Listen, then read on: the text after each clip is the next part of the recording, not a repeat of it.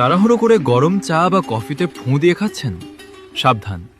1400 বছর আগে প্রিয় নবী সাল্লাল্লাহু আলাইহি ওয়াসাল্লাম খাবারে ফুঁ দিতে নিষেধ করেছেন।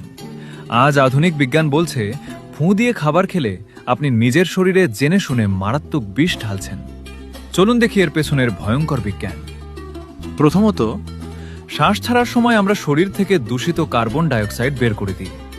যখন আপনি গরম চা বা কফিতে ফুঁ দেন, তখন সেই কার্বন ডাইঅক্সাইড পানীয়ের জলীয় বাষ্পের সাথে মিশে যায়। বিজ্ঞানের ভাষায় এই বিক্রিয়াটি হল CO2 প্লাস H2O থেকে H2CO3, অর্থাৎ এটি কার্বনিক অ্যাসিড তৈরি করে।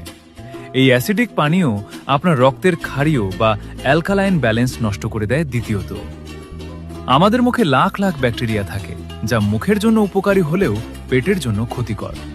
ফুঁ দেওয়ার সময় থুতু বা লালার মাইক্রোস্কোপিক কণার সাথে হেলিকোব্যাক্টার পাইলোরি, H. পাইলোরি এর মতো ভয়ঙ্কর ব্যাকটেরিয়া সরাসরি আপনার খাবারে গিয়ে মেশে।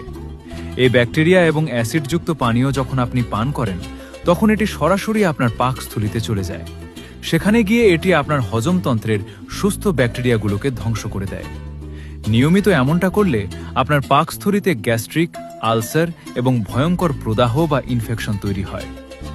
নিজেকে সুস্থ রাখতে গরম খাবার বা পানীয় ফুঁ দিয়ে ঠান্ডা না করে স্বাভাবিকভাবে ঠান্ডা হওয়ার জন্য কিছুটা সময় দিন। প্রিয় নবীর সাল্লাল্লাহু আলাইহি ওয়াসাল্লাম সুন্নাহ মেনে চলুন। বিজ্ঞান এমনিতেই আপনার শরীরকে রক্ষা করবে। আজ থেকেই ফুঁ দিয়ে খাওয়ার অভ্যাস বাদ দিন।